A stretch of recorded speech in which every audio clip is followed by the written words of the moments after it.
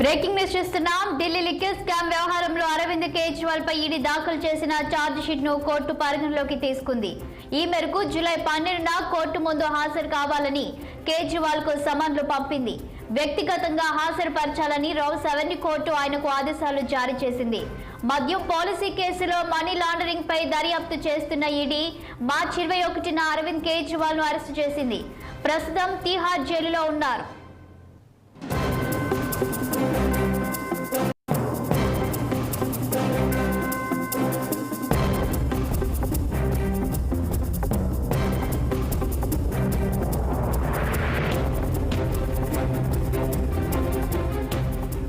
అయితే ఢిల్లీ ముఖ్యమంత్రి అరవింద్ కేజ్రీవాల్ తో పాటు ఆయన ఆమ్ ఆద్మీ పార్టీని కూడా ఈడీ ఛార్జ్ షీట్ లో నిందితులుగా చేసింది.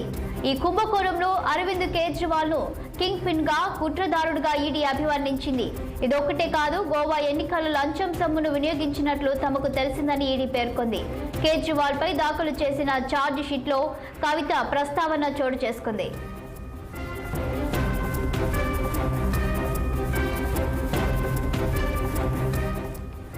ఇక ఇదే అంశంపై మరింత సమాచారం మా chief bureau Ashok Reddy phone line లో అందించడానికి సిద్ధంగా ఉన్నారు. అశోక్, చెప్పండి, ఈడీ దాఖలు చేసిన ఛార్జ్ షీట్ ను కోర్టు పరిగణలోకి తీసుకున్నట్టు తెలుస్తుంది. అటు ఛార్జ్ షీట్ లో కవిత ప్రస్తావన వచ్చినట్లు కూడా తెలుస్తుంది. దీనికి సంబంధించి పూర్తి డీటెయిల్స్ ఏంటి? ఢిల్లీ లిక్కర్ కేసులో కేజ్రీవాల్ పైన ఈ రోజు ఈడీ ఛార్జ్ షీట్ దాఖలు చేసింది. దాదాపు 208 పేజీల ఛార్జ్ షీట్ దాఖలు చేసింది. ప్రధానంగా ఛార్జ్ షీట్ అని చెప్పుకోవచ్చు.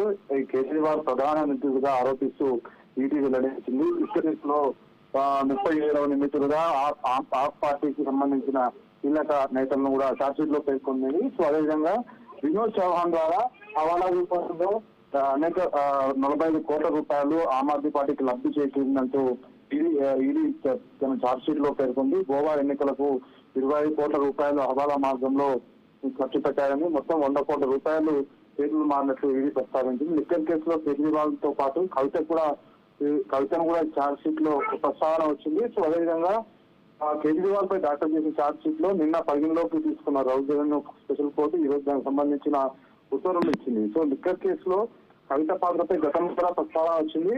సో అనేక సార్లు మరొక ఛార్జ్ షీట్ లో ద్వారా ఇది వెల్లడించింది. సో 100 కోట్ల రూపాయలు లిక్కర్ స్కామ్ ద్వారా చేతులు మారిందని ఈడీ ప్రతిపాదించింది. సో ఆప్కు ఇచ్చిన నగదు మొత్తాన్ని గోవా ఎన్నికల ఖర్చు కోసం పెట్టినట్లు ఈడీ ప్రస్తావించింది. కవిత మాజీ అశోక్ కౌశిక్ చేతుల మీదుగా లావాదేవీలు జరిగినట్లు ఈడీ ప్రస్తావించింది. సో కవిత దగ్గర నుంచి 2 బ్యాగుల్లో నగదు తీసుకెళ్లి దినేష్ అరోరాకు అప్పగించారు. ఢిల్లీలో వినోద్ చౌహాన్ దగ్గర అశోక్ దినేష్ అరోరాలు కలుసుకున్నారు. గోవా ఎన్నికల సందర్భంగా వినోద్ చౌహాన్ డబ్బులు పంపిణీ చేశారంటూ ప్రస్తావించింది. సో అదేవిధంగా ముక్తా గౌతమ్ సంబంధించిన మీడియా సంస్థ ద్వారా హవాలా రూపంలో లావాదేవీలు జరిగాయని అభిషేక్ బోయిన్పల్లి, ముక్తా గౌతమ్ కలిసి 7 కోట్ల రూపాయలు హవాలా ద్వారా అరవింద్ సింగ్ ఇచ్చారు. అరవింద్ సింగ్ అది ఆమ్ ఆద్మీ పార్టీకి సంబంధించిన గోవాకు సంబంధించిన నేత. సో 45 కోట్ల రూపాయలు గోవా హవాలా ద్వారా ఈ సాగర్ పార్టీలో వేరు చేసి అందరికీ డబ్బులు పంపిణీ చేశారంటే అందులో ప్రస్తావించారు. So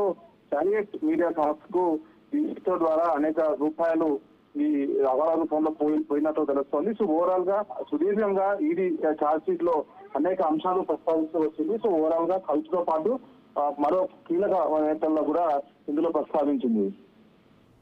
thank you Ashok.